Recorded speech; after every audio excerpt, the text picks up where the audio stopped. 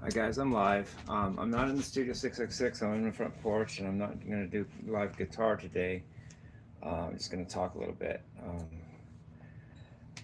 So how you guys doing?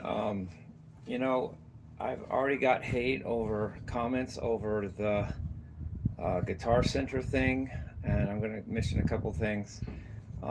Somebody said, if you were transparent, you would tell us, why you got kicked out of Guitar Center. Someone else said, my friend works at Guitar Center and he knows exactly how you got kicked out. Is he gonna you want him me to tell him, or are you gonna tell him? Well, um, I, to that I answer, I am transparent. I was not told why I got kicked out. Believe me or not, the police came, didn't said that someone they'd gotten some complaints of management, or what do they call whatever they call that, a corporate says I'm not allowed. I wasn't told why, so whatever. Haters are gonna just keep hating anyways. That's what they do. So whatever. And not only that, um, not on YouTube, but on TikTok, someone commented my longitude and latitude. In other words, somehow threatening me or something by knowing exactly where I am on the earth. I'm not sure if it was legitimate or not, but I had it deleted because whatever. Um, but that's not on YouTube, so that's not what I need to discuss here. So I am being transparent. I was not told why I was kicked out of Guitar Center. I was told all the police said was if I wanted to talk about it or appeal it, just talk to corporate. I'm not going to do that though. I'm just going to do me, and they kick me out. Fine. I'm going to be against Guitar Center until I don't want to be, or until um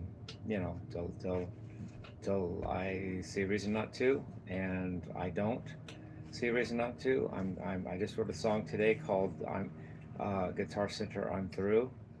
Um, Hopefully, you guys can hear the lyrics in that. I know this thing is not very pronounced. It might be hard to hear. I'm not going to repeat the lyrics right now, but just listen to the song if you can. And that's my song for Guitar Center today. So I just picked it up. I just picked up my guitar and wrote it. I wrote it as I was plugging it in, and I thought I want to say something against Guitar Center, and so while I was plugging it in, I thought of a four-line phrase, a four-line section, and did it several times, and did it in the Bad Horsey tuned, which is drop C tuned gem, the white one. Um, and then later I did uh, wait, I think that was on TikTok. Also the Jacksons tuned to drop C tuning. Also, I did a short. I mean, not a short, but I did a video on TikTok on the Jackson tuned to drop C tuning, and then put that on YouTube as well.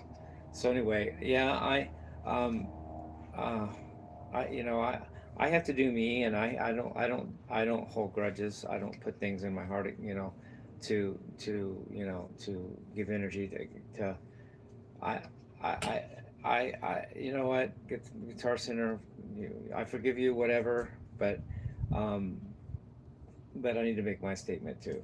That's all. So, and uh, it's free speech until Trump makes it not that way. LOL. I don't know. I don't know if that's an accurate accusation or not, but whatever. I just have a feeling that the what do you call it? The conservatives just want to tighten control on us, and then use the Bible as an excuse, or do it in the name of holiness or in the name of Jesus, and that's not what I'm voting for. But um, so I'm enjoying my day. I about that song, Guitar Center, I'm through. I've done enough covers, and I've done enough of my own songs that writing my own songs is coming easier to me. It's like I didn't even really write that song this morning intentionally. I just picked up the guitar and it came to me. So I think I'm getting closer to the creative spirit that the writers in the '60s, let's say, had, when they didn't even, most people couldn't even play guitar, even if you're in a band, and they just wrote what came. They didn't have a filter, and they didn't force it either. And that's what's starting to become for me. If I have to write a song or want to write a song, I can just pick up a guitar and start writing one. Um, it's getting easier. As Randy Rhoads said on the outtakes of D on the tribute album, It's getting smoother now. Can I just do two and hear the both of them? That's Randy's words. Well, he said it was getting smoother. It even shows Randy Rhoads making mistakes on the very last track of Tribute. Came out in 1987, the year I quit Harvey College, and the year I went back to rock and roll and decided Randy Rhoads was my biggest influence. I think that stayed that way for like 30 years. Right now, like I said before, I think my biggest influence is Joe Satriani. He plays great, has great songs, and he has a rock and roll attitude. I love his attitude. I love just like I keep watching the video, Big Bad Moon from 1989's Flying in a Blue Dream on YouTube. I just love that video. He's got so much attitude in that. I just want to be that guy, you know. So and he plays great too, and he's got great songs. Steve Vai made a comment about intentionally going out of his way in his career to not sound like Joe, and that's fair because he doesn't want someone to say you sound like Joe. But the downside to that is I don't really like Steve Vai's music. It's Joe's music that I like to listen to, even though Steve Vai is a better guitar player. He plays weird stuff that doesn't strike me as what I want to hear. He plays rhythmically weird stuff. I mean, sometimes I like it. I like Greasy Kid stuff, that awkward melody, but I can't do anything really with it as a player because I don't understand it. I don't know how he got those notes. I can play random bad notes, but that doesn't seem musical either. Um, and then again, it's not straight hit rock and roll. Like I want to play that way all the time. Anyway, I want to play like notes that make sense most of the time. But Steve's a genius too. But um, uh, I think it's um, I don't know. I feel connected. Though, don't forget though, I feel connected to. I am connected number wise to birthdays to Randy Rhoads, Steve Vai, and Paul Gilbert because Randy Rhoads was born 12/6/1956. I was born 12/6/1966. So we're 10 years apart to the day. Both born on the 6th of December. So there's a connection with Randy there. And then Steve and I have a connection because he was born on June 6th, 1960, which means we both have 666 consecutively in our birthdays, and we're 6 years and 6 months apart, which is half of 13 years, which is important. 13 is an important number apart. So I think, and we're both born on the 6th of the month. So I think there's a connection there between me and Steve, and then me and Paul Gilbert have a connection because he was born on November 6th, 1966. So he's got 666 in the same place I do, only he was born 1 month before me.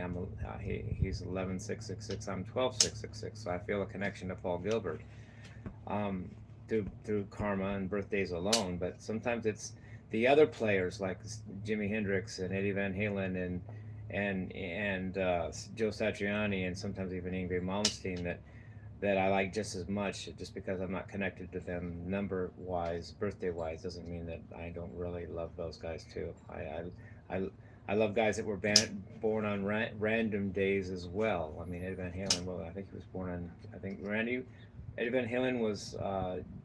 Correct me if I'm wrong, but I think he was January 26th because it's similar to Mozart's birthday was January. Mozart's birthday was. Oh yeah, Mozart's Mozart's birthday was January 20. Wait, let me get this straight.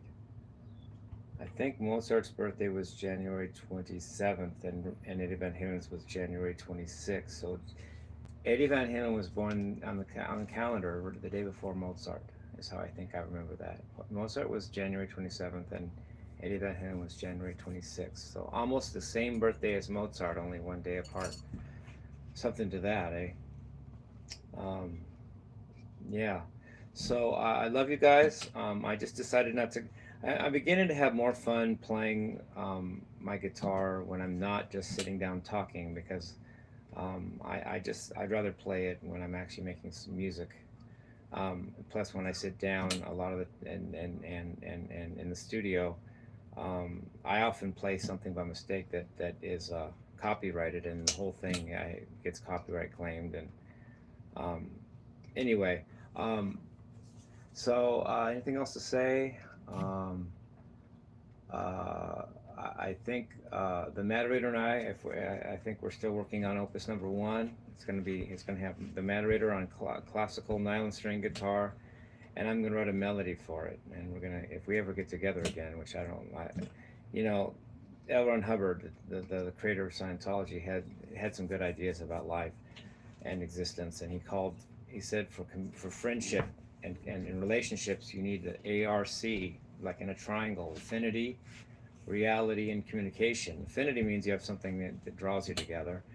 Reality means you actually have spend time together, and then communication means you talk with each other.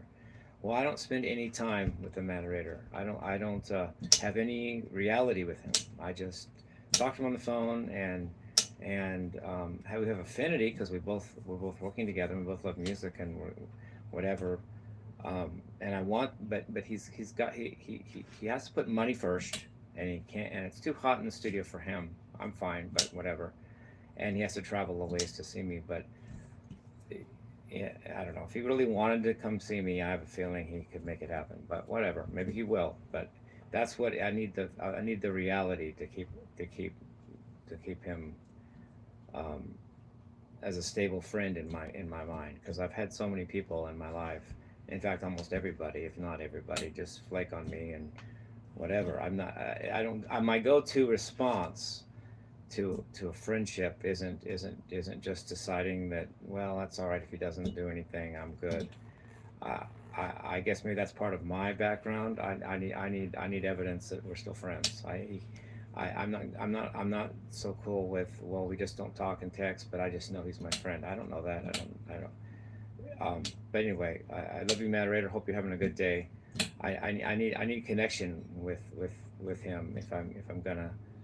I, you know, just talking on the phone and not having any product being put out. Of course, there's reasons for that too. He has to wait till it's perfect. He wants it to be great. Well, in the meantime, we haven't done anything since Kissing Death, and that was like months ago. So I don't know. If I waited for everything to be perfect, I wouldn't do anything. Everybody has to be them, though. Matter has to do what pleases him and what makes him tick. I can't tell him what to do, but the way I feel is I'd rather put something out that can always be made better later than to put nothing out and just go with that, go with perfection or nothing and choosing nothing often. I don't like that. I like to. I don't do that on my channel. I make an effort and then learn from it. I'll learn for the next effort. I'll make a mistake and, oh, I should have done that better next time. Well, I'll do that. I learn from my mistakes. We're only human. We're not going to ever get perfection anyway. So you might as well, in my book at least, might as well do something and learn from it and get better and better, rather than just I have to wait for the perfect product, and until then that leads to dysfunction, and at least to me, and it's evidenced by the fact that the matter and I haven't done anything since Gifting Death. In fact, I've done like 3 different tracks of Crash and Burn, and either it doesn't inspire him, or he doesn't like it, or he just or it's not good enough for him, or he just doesn't have time to do anything with it. I don't know, but he has time to do other things with other people that make him money, which is cool. Make money, dude. I mean, money rules the world, so you might as well acknowledge that and do that. But I'm kind of a contrarian that way. I don't do things just because the world does them. I do what I feel is right, and I don't think when I'm dying alone on my death, not bed even necessarily, my death garden, my death field of grass, when I die alone on it, I don't think I'm going to be thinking, damn it, I didn't make enough money. I'm not going to be thinking that likely. I'm going to be thinking, oh, I did a good job with my energy. I enjoyed my life, and I changed the world in good ways, and I made a good imprint and mark on the world and the universe, and had good energy. I love you guys. Peace, rock and roll.